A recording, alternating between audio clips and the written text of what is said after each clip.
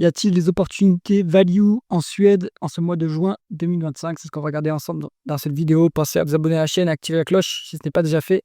On commence tout de suite avec les paramètres de notre screener. Donc, on se prend les cotations principales d'entreprises qui se négocient en Suède et qui appartiennent à la liste des industries qui n'ont pas été enlevées. Donc, on a ici les rates qui sont enlevés, l'immobilier, automobile, équipementier auto, assurance, banque, pharmaceutique, biotech, etc. Donc, ça vous laisse quand même un panel d'entreprises, 100 millions d'euros de market cap minimum pour avoir des dossiers liquides et avec un minimum de communication. 3,5 en termes de dette nette sur EBITDA. Si on met 3, est-ce qu'on a le même niveau? Oui, donc on va 3, c'est encore mieux. 7% en rendement des capitaux investis, notre critère de qualité, et 5 fois la VE sur EBITDA, notre critère de cherté. On y va. Les colonnes de l'écran. Ici, vous avez le symbole de cotation boursière de l'entreprise, le nom de l'entreprise, l'industrie dans laquelle elle opère, la market cap en milliards en dollars, croissance du chiffre d'affaires en rythme annualisé sur 5 ans, les multiples de valorisation par rapport au flux, multiples de valorisation par rapport aux actifs tangibles. Il y a un dossier qui est décoté ici. Rendement des capitaux investis. Le rendement des fonds propres, on ne va pas en tenir compte, c'est plutôt pour les financières. Un endettement en termes d'EBITDA, donc dette nette sur EBITDA, rendement du dividende, rendement de l'actionnaire s'il y a dilution ou rachat d'action, free cash flow, bénéfice net et payout ratio. Première entreprise de la liste, c'est Boliden. Ils sont dans les métaux et c'est une entreprise qui est le 3e producteur européen de zinc et de cuivre. Donc, plutôt cyclique dans les matériaux comme ça, dans les minerais. 12,3% de croissance du chiffre d'affaires en rythme annualisé sur 5 ans. Plutôt une forte croissance. Il faut voir si ce sont les prix, les volumes, aussi la croissance externe. Parce que là, je ne pense pas qu'on soit en volume, on n'est pas sur une forte croissance non plus.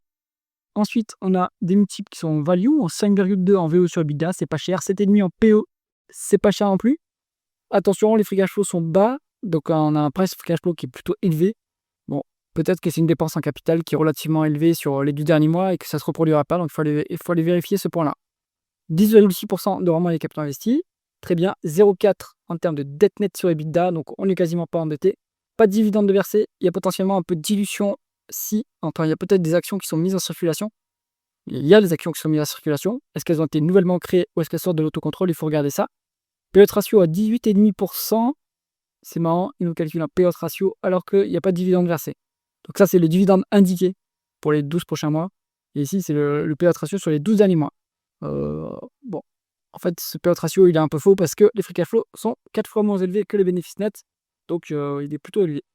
Bon, Boliden, dans les métaux, pourquoi pas après, je pense que ça peut être intéressant. On est en bas de cycle encore sur le métaux, donc un bon petit dossier cyclique à aller creuser plus en détail à mon avis. Ensuite, on est sur Loomis. Donc Loomis, c'est de la sécurité, transport de cash, etc. Donc secteur aussi mature, on est sur 2,7 milliards de dollars de market cap, 8% de croissance du chiffre d'affaires en rythme annualisé sur 5 ans. Est-ce qu'il y a la croissance externe? Je pense, parce qu'on n'est pas sur une forte croissance organique dans ce métier. 4,7 en VE sur EBITDA, 16,4 en PE et 6,2 en price free cash flow. À mon avis, plutôt une entreprise qui dégage des free cash flow. Donc, il vaut mieux regarder le multiple, il vaut mieux ignorer le multiple de PE. Et à ce cas-là, on est complètement value sur ce dossier. 11% vraiment les capitaux investis, c'est plutôt bon. C'est pas très intensif à capital en même temps, donc ça aide. 0,7 fois les EBITDA en dette nette, donc bilan assez léger. 3,7% en rendement du dividende, ça c'est intéressant. Et 5,6 en rendement d'actionnaire. Donc, il y a des actions qui sont achetées. Est-ce qu'elles sont annulées derrière? Il faut les vérifier. On a un payout ratio à 53%, mais des free cash flow plus élevés que les bénéfices nets. Donc, on a largement les moyens de verser ce dividende. C'est un bon petit dossier, Loomis, j'aime bien. C'est des côtés, marché de niche, pas trop une forte croissance, c'est pas mal, je pense.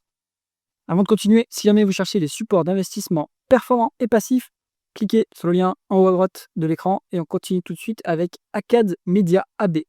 Donc ça, c'est une boîte qui fait de l'éducation.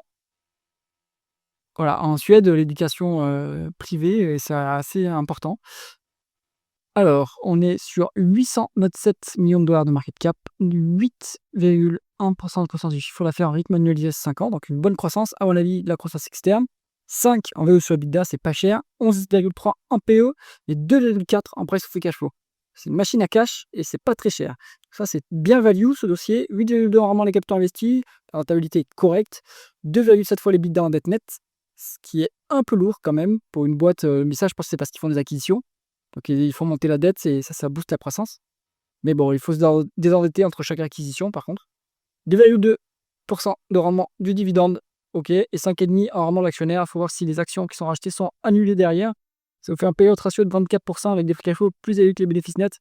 Il y a largement les moyens de verser le dividende et de racheter les actions. Bon petit dossier, hein. Ça j'aime bien ces métriques-là. Il n'y a que l'endettement qui est un peu lourd, il faut voir s'il diminue ou pas. Mais sinon, c'est sympa, hein. Eolus, on est sur une boîte qui fait de l'électricité renouvelable et du stockage d'électricité. Alors, 135 millions de dollars de market cap, pas de croissance avec manualisé sur 5 ans. En fait, la boîte est cotée depuis moins que ça, donc on n'a pas la valeur. Il faut regarder sur quelques années précédentes. 3,4 en VE sur EBITDA, pas cher. 4,9 en PE, pas cher. Free cash flow négatif, en revanche. Donc, il y a une dépense en capital importante sur les 12 derniers mois. Pour voir si la boîte arrive à dégager des free cash flow quand même sur la durée. Mais donc, c'est complètement décoté. Et on a 20% de décote sur capitaux propres tangibles. Donc, une marge de sécurité supplémentaire. 12% en vente des capitaux investis, c'est bien. 0,6 en dette nette sur EBITDA, donc pas beaucoup de dette sur le dossier, très bien. 4,3% en vente du dividende, c'est bien. Vraiment actionnaire à peu près équivalent. Et versé à crédit puisque les free cash flow sont négatifs. À part les free cash flow, je pense que c'est un dossier qui se regarde, hein, c'est intéressant. Ensuite, on est sur Profil Gruppen AB, donc dans l'aluminium. Donc c'est une boîte qui fait des matériaux, enfin des objets en aluminium.